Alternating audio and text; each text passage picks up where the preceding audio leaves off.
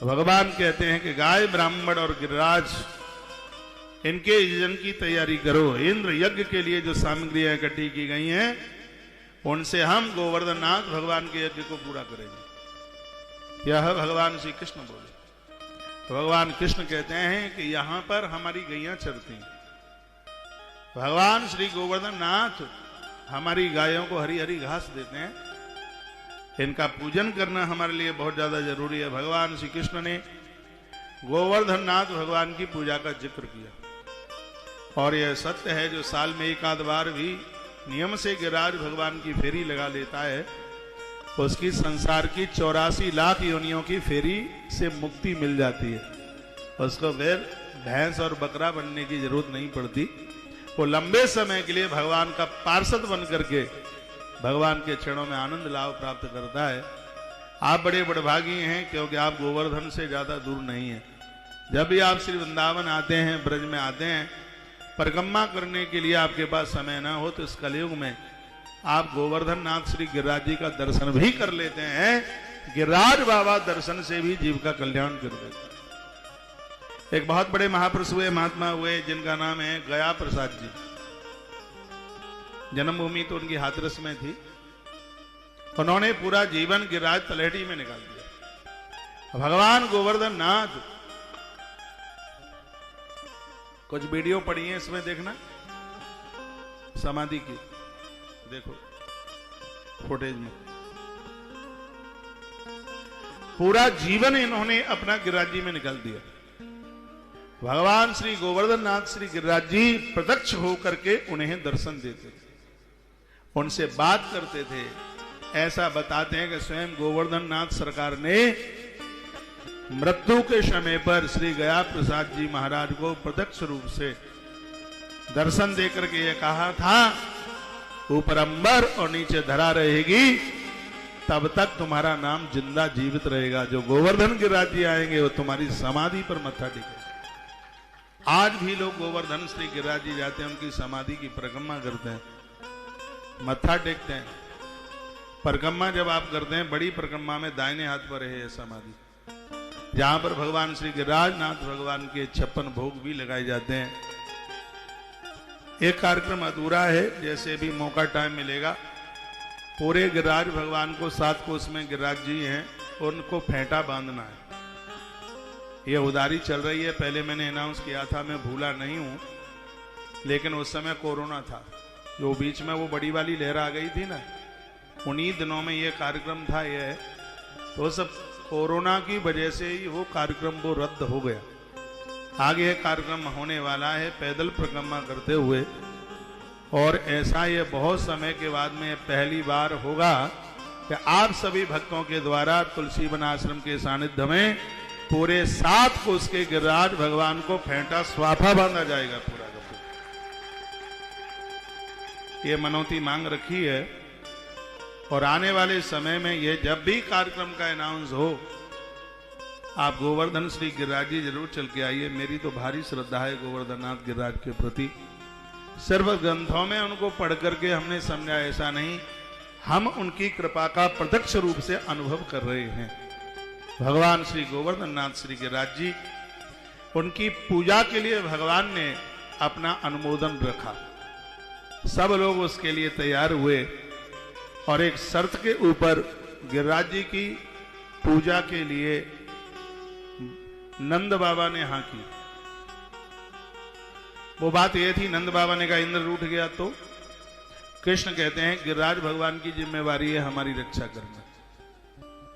दूसरी शर्त यह थी, हम ये चाहते हैं कि गोवर्धन नाथ गिरिराज मांग मांग कर हमसे खाए।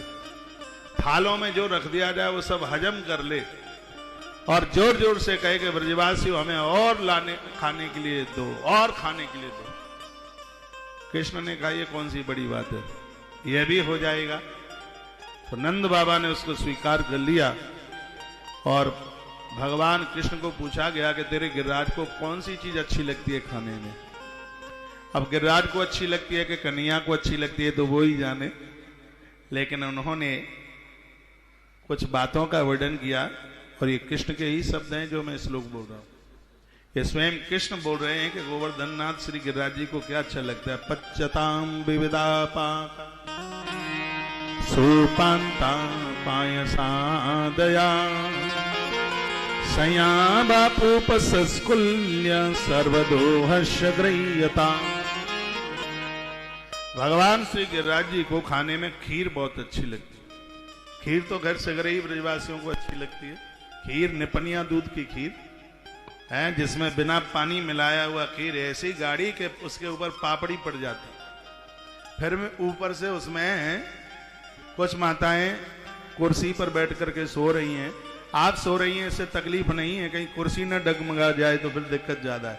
इसलिए जाग करके कथा सुन लीजिए। मौसम बढ़िया मधुर हो रहा है, बढ़िया हो रहा है, गर्मी भी नहीं है, बाहर धूप भी लग नहीं रही है, अच्छा लग रहा है। और ऐसे व्यस्त काल में भी खूब अच्छी सी संख्या में बैठ करके आप सुन रहे हैं। एक बार दिल्ली के कोने कोने में पहुंच करके और यह बात, भगवान का संदेश आपके पास तक पहुंचा दिया जावे। काफी फोनों पर मैसेज भी होते हैं, फोन भी होते हैं, और आप आश्रम में भी आते हैं, कहते हैं महाराज जी बहुत दिनों से दिल्ली में कथा नहीं हुई है। कथा ही तो हो रही है, और क्या है। आने वाले समय में कभी दिल्ली में कथा भी हो जाएगी, आयोजन भी हो जाएगा। एक बार जयकारा लगाइए, बोल बांके बिहारी लाल की जय हो, कृष्ण कन्हैया लाल की जय हो, आद्य आनंद की जय जय जय श्री राधे श्री राधे। तो भगवान ने क्या कहा कि खीर बनाओ। खीर बनाई गई और हलवा बनाया गया। ये सूजी वाला हलवा नहीं था, ये प्राचीन काल में दूसरा हलवा बनता था। पराठे मीण मार करके और उसको गुड़ में पका करके उसको लंबा हलवा कहते। आपने बनाया हो, देखा कभी? श्राद्धों में तो आनंद ही नहीं आता उसके बिना। ये तो 25-30 साल से आ गया है सूजी वाला हलवा। ये हलवा तो पहले था ही नहीं। जो ओरिजिनल, जो असली हलवा है, मेड इन इंडिया, हाँ, जो भारतीय मूल का जो हलवा है वो तो वही वाला है जिसमें पराठे बना करके उसको मीण करके और फिर उसको बनाया जाता है गुड़ डालकर। मेरी दादियों को पता है, वो गर्दन भी हिला रही हैं। आज की बहुओं को तो नहीं पता होगा कि लंबा हलवा कौन सा होता है। वो बड़ा लंबा हलवा, वो खीर में डाल के खाया जाता है। हाँ क्या? अरे चूरमा नहीं है, हलवा है। अरे बड़ा स्वादिष्ट बनता है, उंगलियां खा लो। संग में ऐसा हलवा बनता है, वो है। उसी हलवे का यहां जिक्र किया जा रहा है। खीर, हलवा, और उसके बाद में गुलगुला, छोटे छोटे गुलगुले, उसका वर्णन किया गया है। पूड़ियां, मूंग की दाल श्री गिरिराज जी को बहुत ही ज्यादा प्रिय है। मूंग की दाल की चर्चा की गई है। सयाम पूप सस्कुल्य सर्वदोहस्य गृह्यताम। मूंग की दाल भगवान ने कहा ये सब बनाइए, ब्रज का सारा दूध इकट्ठा कर लो और वेदवादी ब्राह्मणों के द्वारा भली भांति हवन करवाओ। हवन के द्वारा घर के सभी दोष समाप्त हो जाते हैं। यज्ञ की इतनी बड़ी महिमा गोवर्धन पूजा में भगवान श्री कृष्ण ने कहा। भगवान श्री कृष्ण कहते हैं कि हम गिरिराज जी की पूजा करेंगे तो वहां एक बहुत बड़ा हवन यज्ञ का आयोजन किया जाएगा। और यजन का यज्ञ का आयोजन किया गया। भगवान श्री कृष्ण ने कहा कि ब्राह्मणों के द्वारा यज्ञ कराया जाएगा और उनको 3-4 चीजें, उन्हें 4 चीजें दक्षिणा में दी जाएंगी। अन्न, गाय, वस्त्र और दक्षिणा, ये 4 चीजें। चारों की बड़ी महिमा है। अन्न, गैया, वस्त्र और दक्षिणा, यह ब्राह्मण को चारों चीजें दान में दी जाएंगी। तत्पश्चात कहा इस यज्ञ में चांडाल, पतित, स्वान, जो भी कोई आवे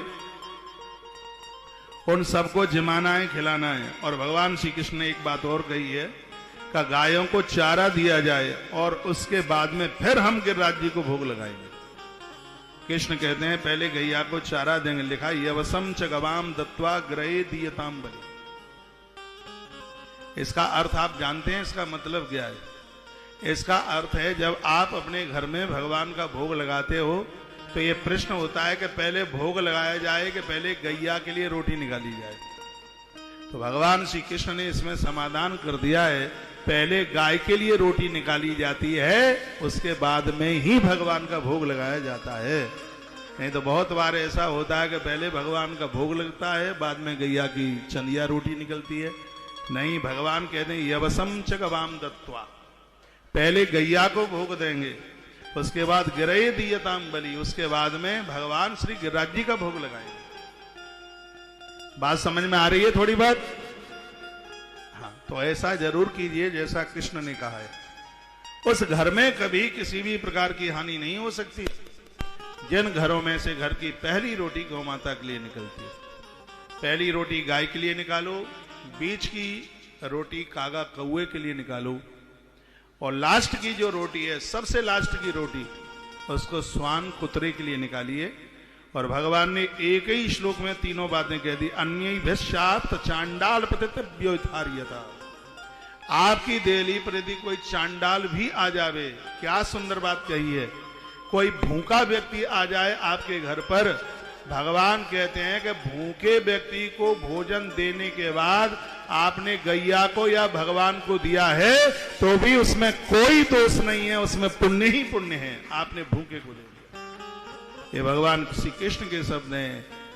आप कोई भूखा आदमी चक्कर खा रहा है, उसको कहीं जाना है और आपकी रसोई का भी समय हुआ नहीं है, रसोई के समय से पहले यदि किसी भूखे व्यक्ति को आप अन्न दे देते हैं तो उसमें आपका नियम कभी भी नहीं टूटता। और तुलसीवन आश्रम ऐसा बहुत बार करता ही रहता है। जिन लोगों की लंबी ट्रेन होती है, दूर उन्हें जाना होता है, भोग 10:30 बजे लगता है, तो जिनको सुबह जल्दी ट्रेन पकड़नी होती है तो हमने प्रार्थना पूर्वक आश्रम में कह दिया है, यही कथा पढ़ करके जिसको दूर जाना है, 3 दिन की यात्रा करनी है, अपने तो भगवान सब समझदार हैं, उसके लिए परांठे बना दो, अचार दही से उसे खिला दो, भगवान को दिखा दो, सुबह वो तो देखने में ही खुश हो जाता है। फिर जो भोग लगता है वो बाद में 10:30 बजे लगता रहेगा, क्योंकि भगवान ने हमें छूट दे दी है। परमात्मा ने कह दिया कि यदि भूखा व्यक्ति यदि कोई खड़ा है और आपके अभी भोग का समय हुआ नहीं है तो भूखे को तत्काल भोजन दीजिए, मरीज को तत्काल भोजन दीजिए। जो रोगी है, रुग्ण है, मरीज है, भूखा है, उसके लिए बिल्कुल देर मत लगाइए। भगवान ने कह दिया यवसम च गवाम दत्ता गिरय दीयताम बलि, हे ब्रजवासियों, सबसे पहले गौ माता के लिए निकालिए, गौ माता को दीजिए, और उसके तत्पश्चात फिर हम श्री गोवर्धन नाथ श्री गिरिराज जी का भोग फिर लगाएंगे। तो आज ब्रजांगनाएं लग गई काम धाम करने में। इसके तत्पश्चात खूब प्रसाद, खीर, मालपुआ और तमाम प्रकार की चीजें बनाई गई। गाय और ब्राह्मणों का पूजन हो रहा है। भगवान श्री गिरिराज गोवर्धन नाथ की पूजा की व्यवस्था की गई। भगवान श्री कृष्ण 30 नंबर के श्लोक में कहते एतन ममाहमतम तात कृताम इद रोचते अहम गो ब्राह्मण दिरणाम मय्यम च दयितो मखा। यदि आप लोगों को अच्छा लगे तो जैसा मैंने कहा है वैसा ही कीजिए। ऐसा यज्ञ गाय ब्राह्मण और गिरिराज को तो प्रिय होगा ही, कृष्ण कहते हैं ये यज्ञ मुझे भी बहुत प्रिय होगा। भगवान ताली तो बजाना ही मत, आपको नजर लग जाएगी। जाओ। सुखदेव भगवान कहते हैं परीक्षित, भगवान की ऐसी इच्छा थी, इंद्र का घमंड चूर चूर करना था। सभी ब्रजांगनाएं, ब्रज की देवियां अपने अपने काम में लग गईं, सब अपने अपने काम में लगे। घर की आप रसोई आरंभ करते हैं, शुरू करते हैं, तो भगवान का भोग जरूर लगाइए। मंत्र नहीं आता है तो रामायण की एक चौपाई बोलिए, वो सबको कंठस्थ होनी चाहिए। अपने अपने मंदिर में लिख दो सिंदूर के द्वारा, ये चौपाई इसको पढ़ते ही भोग लग जाएगा। बड़ा मस्त। तुम ही निवेदित भोजन कर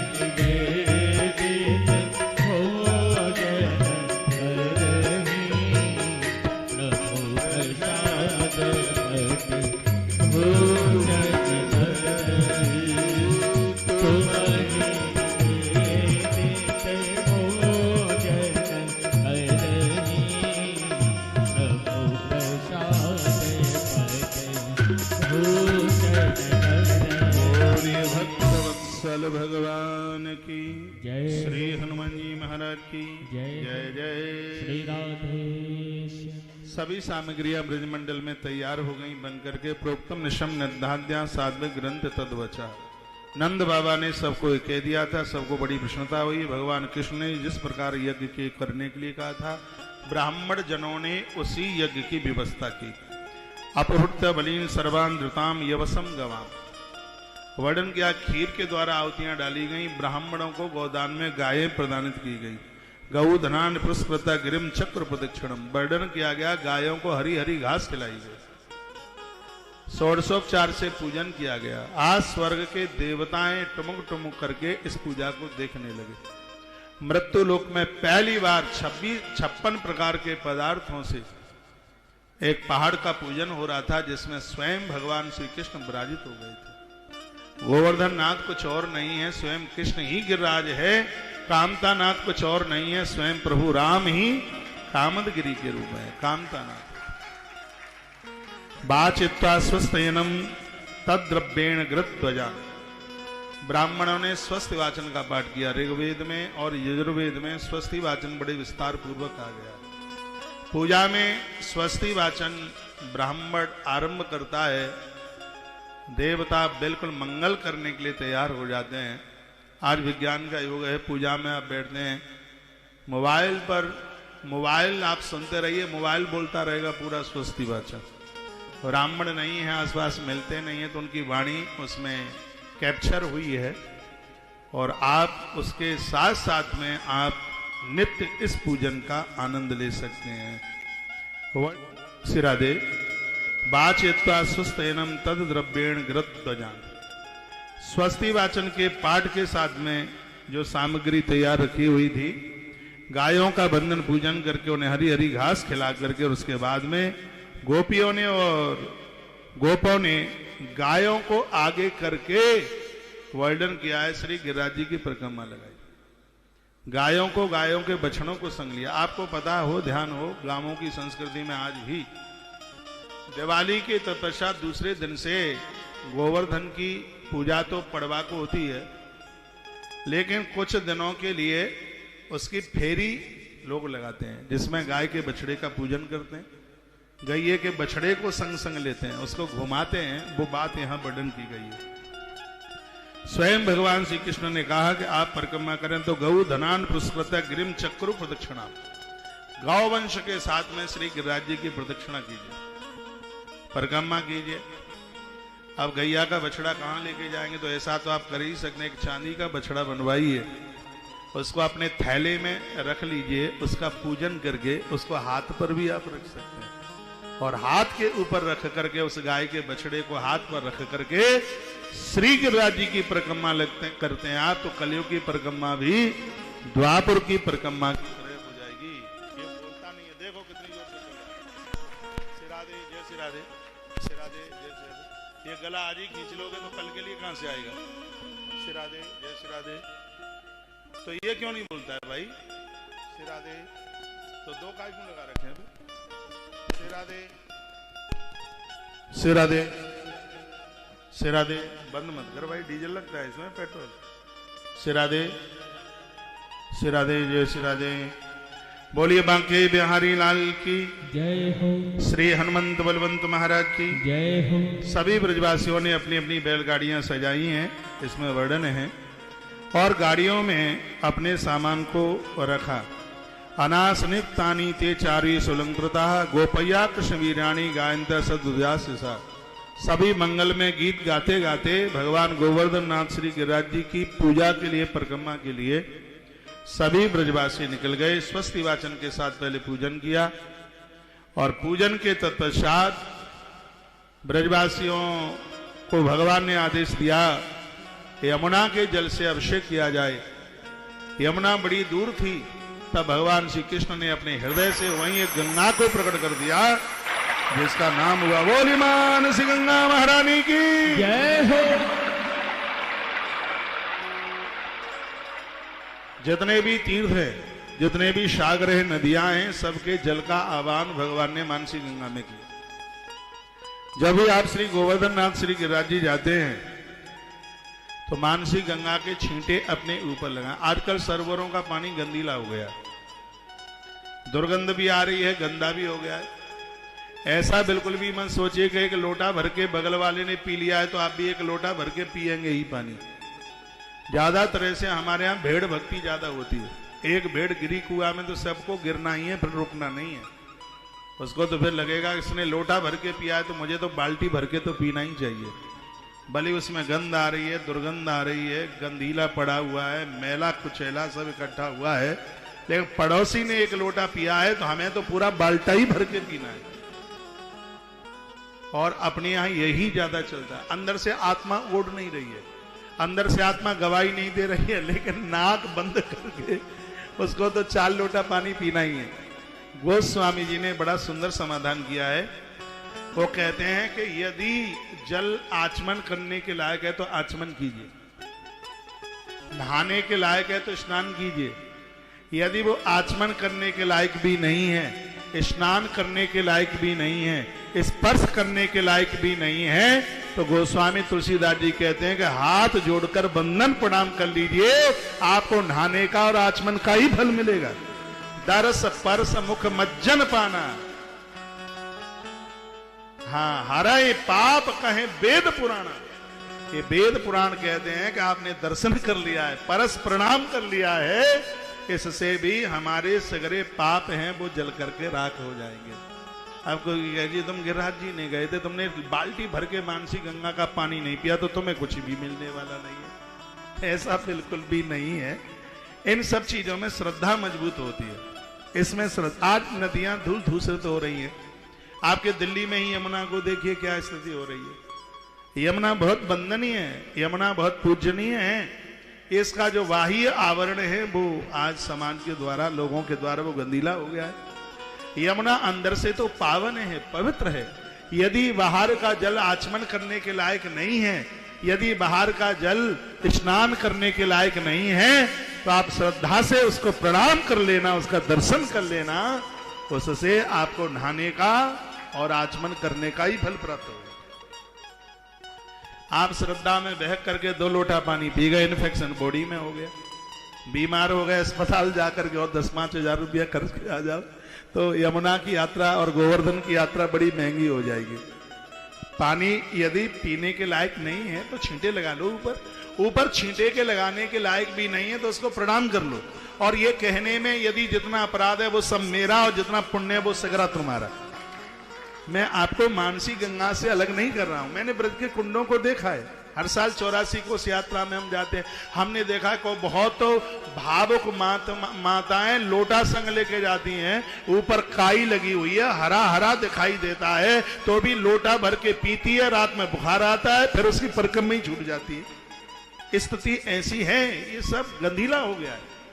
लोगों ने वातावरण इतना ऐसा शुद्ध किया है, यदि आचमन के लायक नहीं है बिल्कुल मत कीजिए। यदि नहाने के लायक है बिल्कुल मत स्नान कीजिए। गंगा मैया नहीं रूठेगी, पक्की जिम्मेवारी है। गंगा मैया तो तब रूठेगी जब आप उसको दूषित करते हैं, उसमें कपड़े धोते हैं, उसमें साबुन प्रयोग करते हैं, उसमें थूकते हैं, उसमें बाथरूम करते हैं। गंगा मैया, नदियां तो तब रूठती हैं, पानी गंदीला है, आप क्यों आचमन नहीं किए, आप क्यों नहीं नहाए? ये गंगा मैया आपको कभी भी उलाना देने वाली नहीं है। यमुना मैया कभी भी आपको उलाना देने वाली नहीं है। वो तो बहुत सरल है, बहुत सीधी है, वो बहुत भोली है। यदि पानी स्वच्छ है, शुद्ध है, पवित्र है, नहाइए, आचमन कीजिए। यदि ऐसा नहीं है तो आप सिर्फ प्रणाम कर लीजिए, उसका दर्शन कर लीजिए। हरा है पाप कहे वेद पुराना। वेद पुराण कहते हैं कि इसमें भी पापों का हरण हो जाएगा, पाप समाप्त हो जाएंगे। आइए, 56 भोग बनकर के तैयार हो गए हैं और श्री ब्रजवासी पूजा के लिए, पूजन के लिए तैयार हो गए। और छठा तेरी 3 लोक से न्यारी है श्री गोवर्धन महाराज। आइए सब गिरिराज जी चलते हैं, आप सब चलिए, संग संग चलते हैं। ताली बजाते रहिए क्योंकि ब्रज में बंदर बहुत है। और आजकल के ऐसे बंदरा हैं, पहले तो बिस्कुट का पोड़ा लेकर के चश्मा दे देते थे, आज तो पेप्सी पी कर, वो क्या बोलते हैं, फ्रूटी पी करके देते हैं। अरे चकाचक फ्रूटी पीते हैं बंदरा। तो आहा, तालियों के साथ छठा तिर 3 लोक से न्यारी है श्री गोवर्धन महाराज।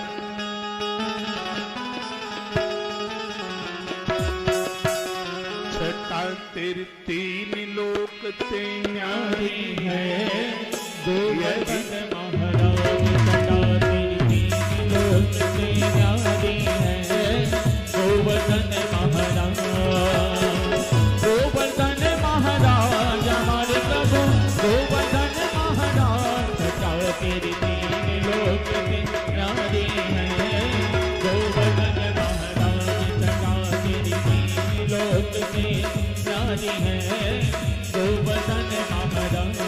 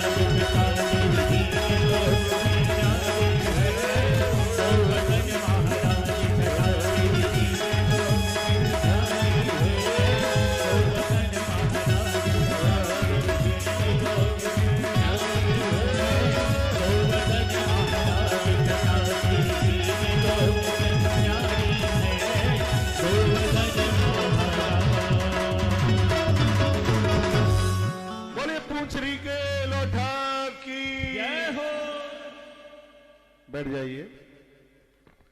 ऐसा लग रहा है कि बिल्कुल गिरिराज जी में ही पहुंच गए हैं। सब बैठ जाएं, रास्ता नहीं है, बीच की गैलरी में बैठ जाइए। बैठिए बैठिए बैठिए बैठिए। मलूक लग रहा है। ब्रजांगनाओं ने, ब्रजवासियों ने अन्नम बहुविधम तेभ्यो देयम बहुधेनु दक्षिणाम, बहुत अन्न, अच्छे अच्छे मिष्ठान पकवान सब चीजें बनाई हैं, बहुत सी चीजें बनाई। कुछ देसी आसपास की थी, कुछ चीजें नंद बाबा ने दूर से मंगाई। नंद बाबा ने प्रथम 56 भोग भगवान श्री गोवर्धन नाथ श्री गिरिराज जी को लगाया।